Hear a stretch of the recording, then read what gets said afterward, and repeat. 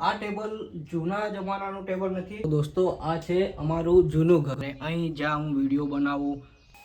Hello, Ram Ram, જય શ્રી રામ દોસ્તો.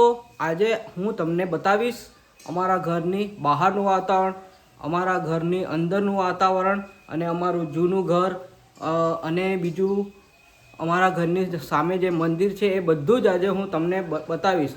પણ તમે બ્લોગમાં બન્યા રહેજો અને ચેનલ સબસ્ક્રાઈબ ન કરી હોય તો ચેનલ સબસ્ક્રાઈબ કરવાનું ભૂલતા નહીં. તો ચાલો આજે હું તમને બધું બતાવું.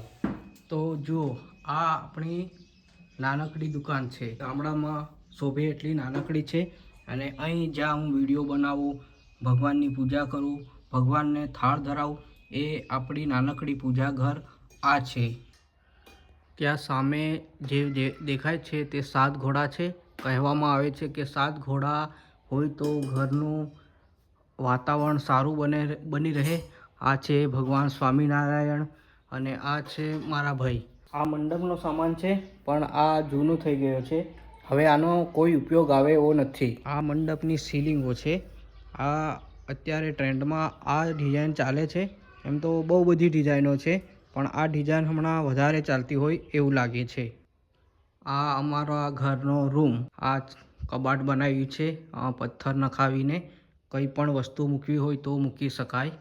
અને અહીંયા જુઓ, અને ત્યાં સામે પીપળાના પાન જે મેં અયોધ્યા જવા માટે રાખ્યા છે, એના પીપળાના પાન ઉપર મેં રામ નામ લખ્યું છે.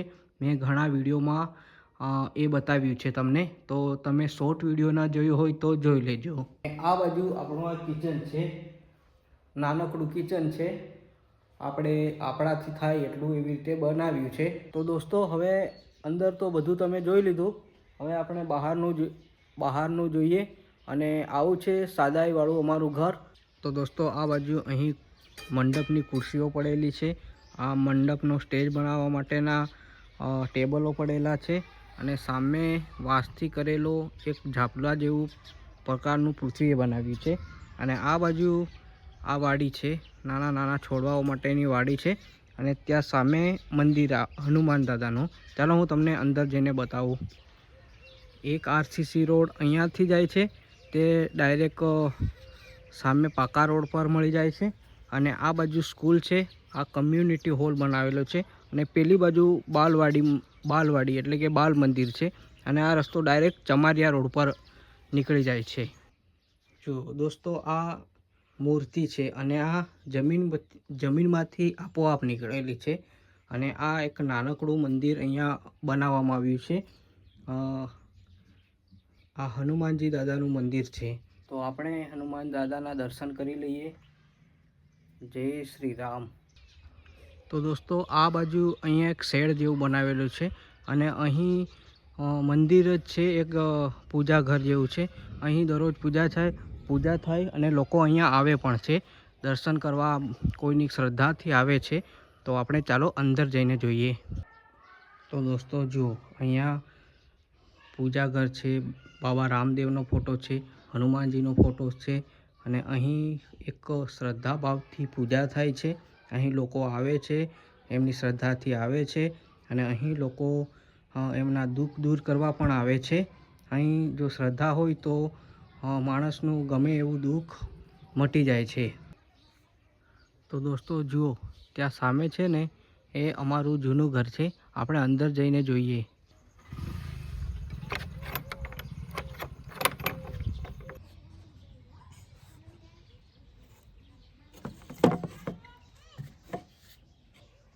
દોસ્તો, આ છે અમારું જૂનું ઘર.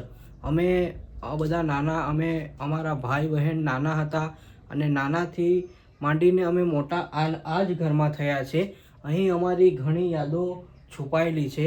હવે આ મકાન જર્જરિત હાલત જેવું થઈ ગયું છે, કારણ કે જૂનું હતું એટલે વરસાદના કારણે હવે ધીમે ધીમે પડવા માંડ્યું છે. પણ અહીં અમારી યાદો હંમેશા છુપાયેલી રહેશે.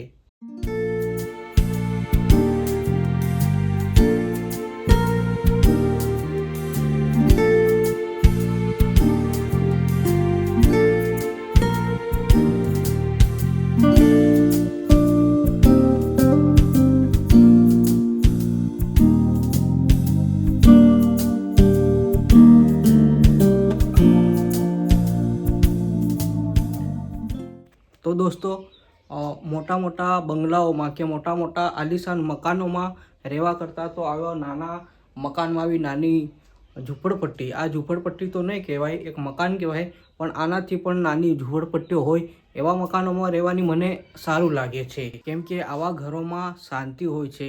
મોટા મોટા બંગલાઓમાં શાંતિ નથી હોતી. શાંતિ આવા નાના નાના માટીના મકાનોમાં હોય છે.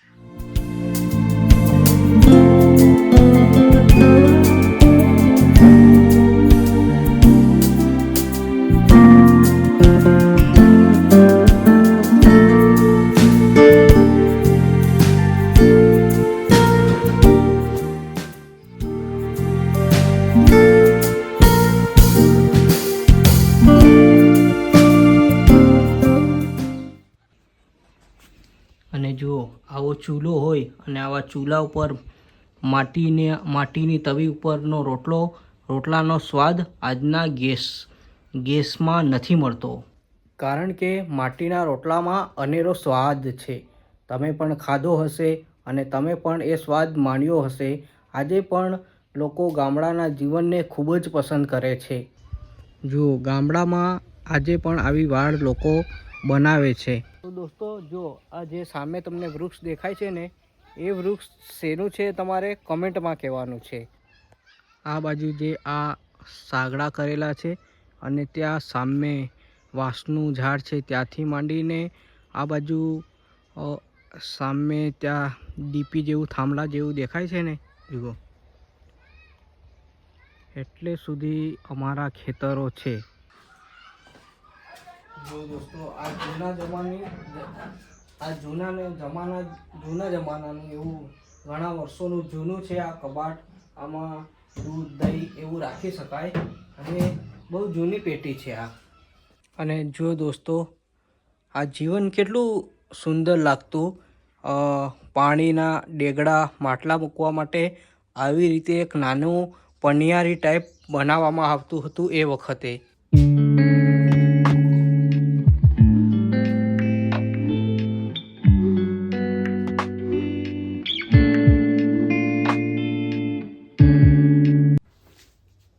દોસ્તો આ ટેબલ જૂના જમાનાનું ટેબલ નથી, આ ટેબલ હમણાંનું ટેબલ છે. આને મેં એકવાર સસલા લાવ્યો ને ત્યારે સસલાને અંદર રાખવા માટે બનાવ્યું હતું. કારણ કે આ તો ખાલી આવી રીતે એક ટેબલ જેવું હતું, પણ આ જાળી મેં ઉપર એક્સ્ટ્રા રીતે ઉપર વેલ્ડિંગવાળા જોડે નખાવી. અને જો એ સસલાને રાખવા માટે આવી રીતે મેં આ દરવાજો બનાવડાવ્યો હતો. અને હમણાં તો આમાં દૂધ દહીં એવું રાખી શકાય. તો દોસ્તો તમને આજનો બ્લોગ કેવો લાગ્યો એ કમેન્ટમાં જરૂર કહેજો. અને આજનો બ્લોગ આપણે આટલે સુધી રાખીએ છીએ. ફરીથી મળીશું નવા બ્લોગમાં. અને ચેનલ સબસ્ક્રાઈબ ન કરી હોય તો સબસ્ક્રાઈબ કરી દેજો અને કમેન્ટમાં જય શ્રી રામ પણ લખી દેજો. જય શ્રી રામ.